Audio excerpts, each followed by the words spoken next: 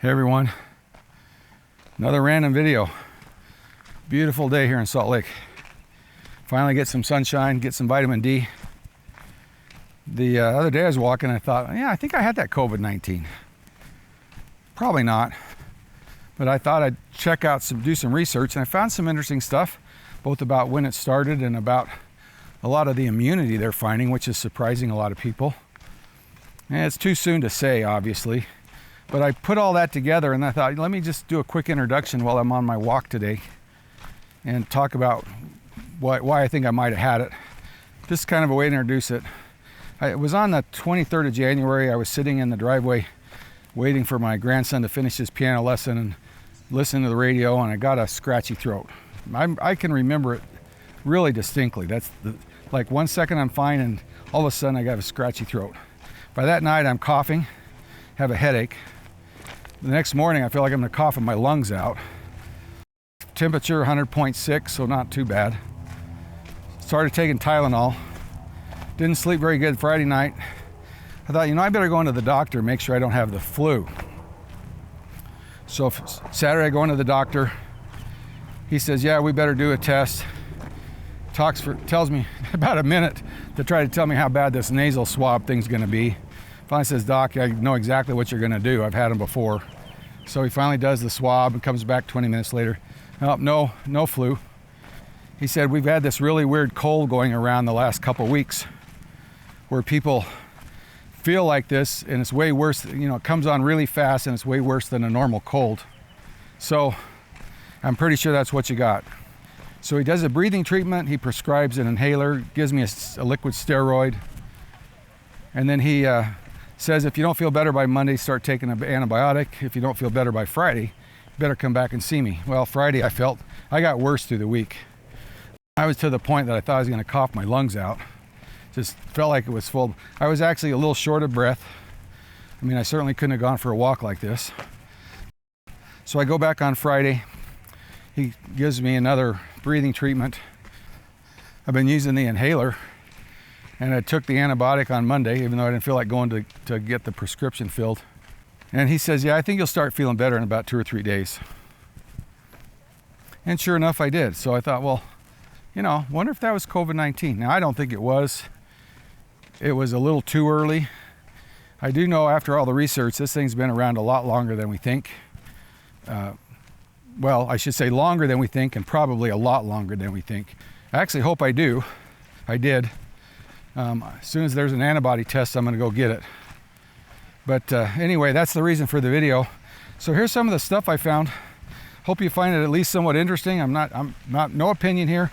I have no conclusions to make other than it seems like there's something going on, and maybe there's more good than bad. Okay, I'm back in my backyard. I won't only be here another week or so, hopefully, if everything goes according to plan. The weather's really nice today, so a lot of people outside. Hopefully it doesn't get too noisy. First nice day we've had. It's been a cold spring. Anyway, as I mentioned, what the symptoms I had, and so I got researching last night. In the US, the first case was documented on the 21st of January. This was somebody that had returned from Wuhan on the 15th, probably transmitting the disease the whole time. Not saying it was his fault, obviously. And it was a few days later we started expanding screening of travelers.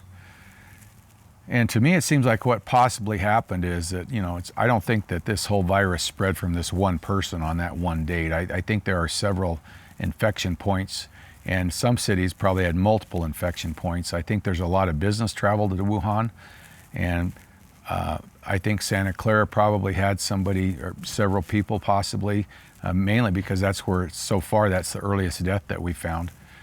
New York, obviously, that's maybe why they were hit so hard. The first death was reported on February 26th, but then we've learned that in Santa Clara County, California, somebody died as early as February 6th, a full 3 weeks before that. And now it's possible that there's been other cases even before the ones we have recorded. Because I think what happened initially is that we knew about the virus, but nobody thought it could even be here that quick. I don't think anybody thought that. I know the governor of Washington was pretty adamant when that first case was reported that there wasn't anything to worry about. And obviously that turned out to be maybe not true. There's actually some speculating it could be have been circulating in early December. And one of the reasons I kind of feel that way is if this thing didn't start a lot earlier than we thought, then it has got to be so incredibly contagious that I'm not sure how the social distancing can slow it down as much as it has. If you think about 30,000 cases a day across 327 million people, it just seems like, unless I know there's been a lot more interaction than that. I mean, it's not like the world's shut down. Here in Utah, I think we're a little over 3,000 cases now, well into the thing. We've only had like 41 deaths. And, we're still, there's kind of a lockdown order, but it's not like people aren't going to places, going to the store. So it's either got to be incredibly more contagious than we thought, or what makes more sense is it actually started a lot earlier than we thought. So it was building up and we just didn't know it was happening.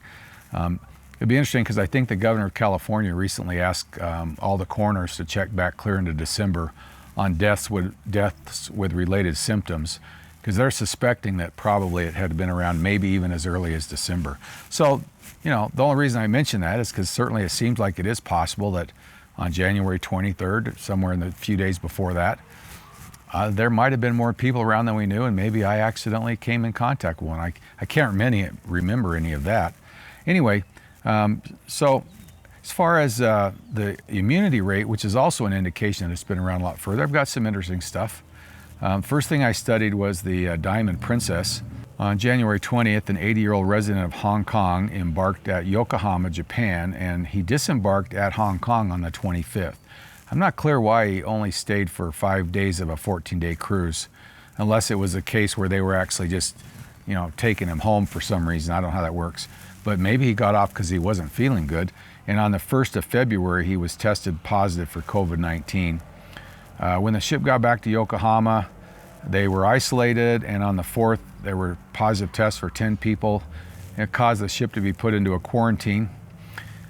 This, they talk about, makes a great case study because it's an isolated group, and so there's not a lot of outside influences that can affect the disease's transmission rate, especially its mortality rate and its infection rate. And out of the 3,700 people on the ship, 3,000 of them were actually tested for the disease, not for any antibodies. They're talking that the quarantine protocols maybe weren't adequate, and that's why it spread, especially maybe among the crew. But I don't know what the crew's supposed to do. They've got to take care of those people. I think they were stuck on the ship for 2 or 3 weeks. The case fatality rate from the group was 1%, and this is despite an average age of 68 years old, which that seems pretty remarkable to me. And of course, the case in this case, the case fatality rate is probably very similar to what they call the incident fatality rate. The incident fatality rate. The incident fatality rate is the total fatalities over the entire number of population that catch the disease. And in a normal case, like you can't know that rates. Like in the U.S., we know there's probably 6 to 10 million people have probably already contracted the disease. And yet we only have, the only ones we know about are the ones that become cases. And in this instance, because that was an isolated group, the two could be very similar. And this is despite an average age of 68 years old. They actually projected this out over normal population. It could be as low as, and I put case fatality rate, as low as 1.125%, which is right about the same as regular flu. 18% of those tested positive never had symptoms. So an interesting case. I thought it was interesting. The fact that it was isolated, it's almost like a little test tube, I guess. So I think we can learn quite a bit. Obviously, nothing solid. I mean, a lot of things to learn still. So the next one I checked in was the test they did in Germany. This is a town called Gangelt. Ganja. I don't know how to say that. I should have looked it up. Sorry. But they tested 1,000 residents. Now this is not a real populous town. The town itself is only a couple thousand people, but I'm thinking with all the communities around it, it's maybe only around 20,000 people. And it was sort of an epicenter in Germany. It kind of really spread fast. It must have started there from somebody. And it was really unclear how the test was randomized, and that's a key part of any of these tests.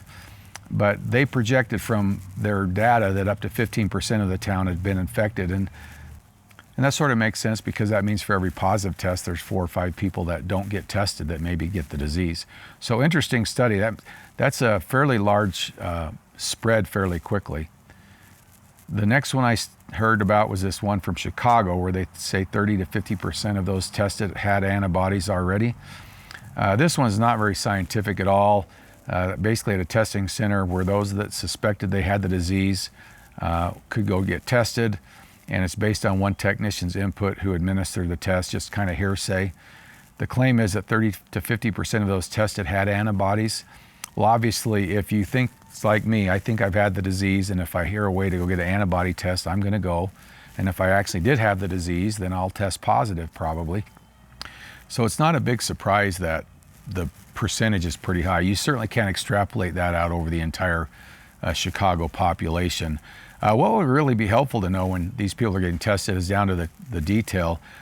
Had they shown any symptoms? Was that why they were getting tested? Did they think they were exposed to somebody else? Is that why they were getting tested? Had they tested positive before? I mean, that would have been helpful. So that's why it's so anecdotal, it's not funny. The only thing you can probably draw from that is there's probably a lot more people immune than we realize. The antibody test from Stanford is kind of interesting. It suggests that far more could be immune in the Bay Area than they thought. Basically, they recruited, I think, around 3,300 people from the Santa Clara County. They used Facebook to recruit them, but there was an interview process. And so it's not sure if in that interview process they could actually randomize the study very well. The subjects were asked about prior clinical symptoms as well as a lot of other questions, and they tried to make sure it was representative across all zip codes. Each person was allowed to bring one child from within their household with them, and I think out of the group, 700 of them were kids in that category. A few things I would think, well, if you are signing up for the test, are you going to be told the results? Because if you find out this is a way you can check yourself because you think you've been exposed, pretty high likelihood you might want to try it. So that's one thing I want to think of. I think that's kind of, and I guess what the point of that is only a few people in that category that test positive could skew the results quite a bit. They claim that maybe 50 to 85 more people immune than current case count. You know, this is a fairly reputable university, and you would think unless they felt pretty solid about the way they randomize it, they wouldn't put this paper out there for peer review. Now, it's getting torn down a lot, but I think mainly because we really don't know how they use that Facebook ad to make sure that they had a randomized group. You know, the one thing you take away, there was a lot of people immune that had not had a positive test. You know, that's kind of significant. This article and this, you know, there are papers that are related to all these. In this particular article, they talk about maybe up to 3% of the Dutch population already have the immunity. And if you talk about that, this was a pretty good study. It seems like they took 10,000 blood donors, which seems to be a randomized, fairly representative sample. I don't think because you've had COVID-19 or you've tested positive for COVID-19, you're more likely to go donate blood. Now, you might go donate plasma, and you know, because that can be used to treat other people with COVID-19. It also appears that the donors weren't allowed to know the results, so they couldn't use that as a way to find out. So there wasn't a likelihood that they would go because they wanted to find out, like I'm trying to do. If their claim is true, up to 3% of the population, that's going to be about, I don't know, 800,000 people. I don't know what the population, I think the population there is about 15 million. And so that's a lot of people immune already. And that's about, you know, I don't know what the case count around that was, around 27,000. So you're talking about 20 times to 30 times more people immune than the case count. So interesting. The next one was, of course, what Cuomo said about New York City, which surprised everybody. This is the mayor of New York. I would think he'd be fairly confident of what he's saying, based on what he's being told by the people that he trusts. So, but he said that up to 20% of those tested in New York had antibodies. And this seems to be pretty random. They went to supermarkets and tested 1,300 people in New York City and 3,000 in this overall state. Randomized, validated, I don't know. I'm not sure how you do that, but it seems like if you're just asking random people, if they aren't being told the results of the test, then, good likelihood it's decently randomized. The claim is that there's basically, if you do the math, it's possibly 10 times more immune than positive tests. And so despite New York having, I think they figured New York could have anywhere from 2 to 3 million cases that are people immune, which that means there are 2 to 3 million cases of COVID-19 compared to the current count of a few 100,000. That's kind of promising. The next one is from LA, and LA said that their participants were recruited via a proprietary database that is representative of the county population.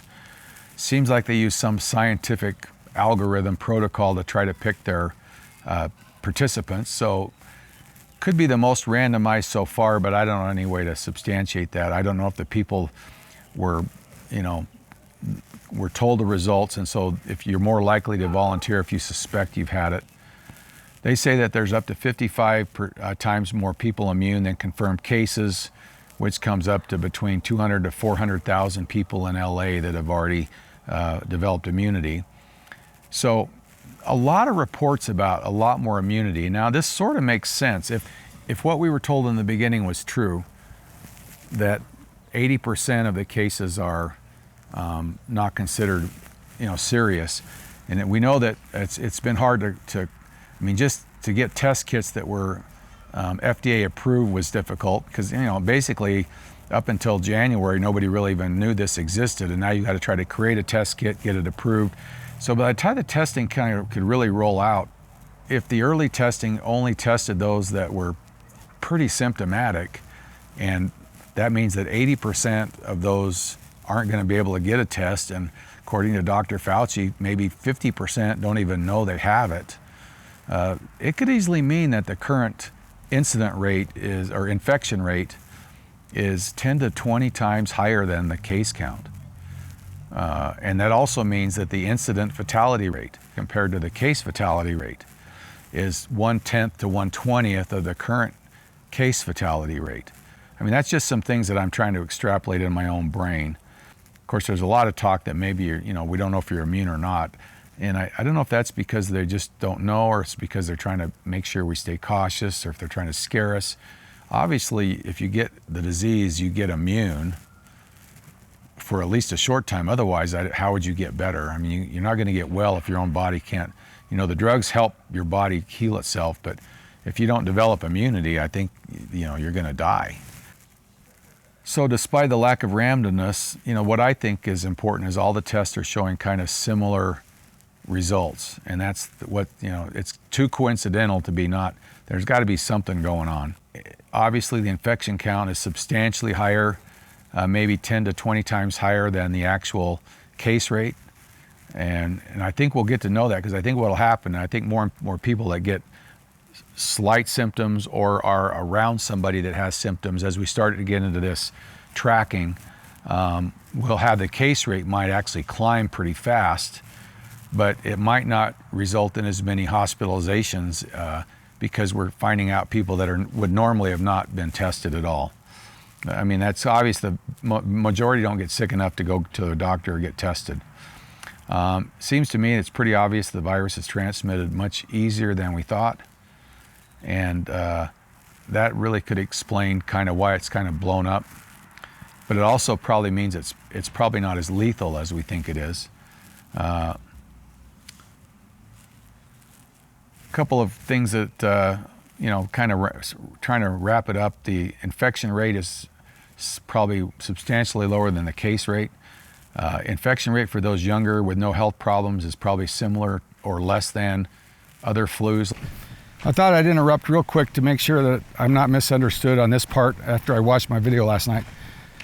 The challenge with this virus, even if we find out the infection mortality rate is closer to the regular flu, the problem we have is that it seems to be so wildly contagious that so many people will get it so fast, and so many more people will get it than they do in a regular flu season, that it could result in just, you know, literally millions of people dying. And so what's probably bad about this flu, as I think we're going to find out, might not be the actual mortality rate, infection mortality rate, because we might find out, like I said, right now we might find out that for every person that's been reported as a case, there's already 10 or 20 that were never tested. But the fact is, we've also already had more deaths than a bad flu season, and that's just been in a short period of time. So it's still a real problem. We certainly have to be really careful, and so I don't want to be misunderstood. So it's kind of a good news, bad news kind of thing. We might be closer to herd immunity than we thought, but even if it's this much, we're still a long way from herd immunity, because it sounds like it'll take 60 to 80% of the population to become immune. And it's so contagious that we still have to be careful, because we could easily obviously, even if New York's had 4 million cases in the short period of time it's had, they've overwhelmed their medical infrastructure there. So that's the fear. In Salt Lake so far, we've done quite well, but if it just kind of blows up, we could overwhelm our hospitals as well. If you're older, you have to be more careful, because you have to kind of hope that a vaccine comes out or herd immunity happens, because otherwise you have a much higher risk factor. And if you're older and have a comorbidity, which most older people do, it even makes, and that's probably why the risk goes up. But if you're younger and have a comorbidity, you've also got to be careful. So, just some interesting stuff. I think there's a lot of positive to take about it, but I can't guarantee it's true. I think in the next month there's a lot of immunity testing planned, and I think as we get more and more data from that, we'll have a better feel for where we are, and hopefully it turns out as good as these reports.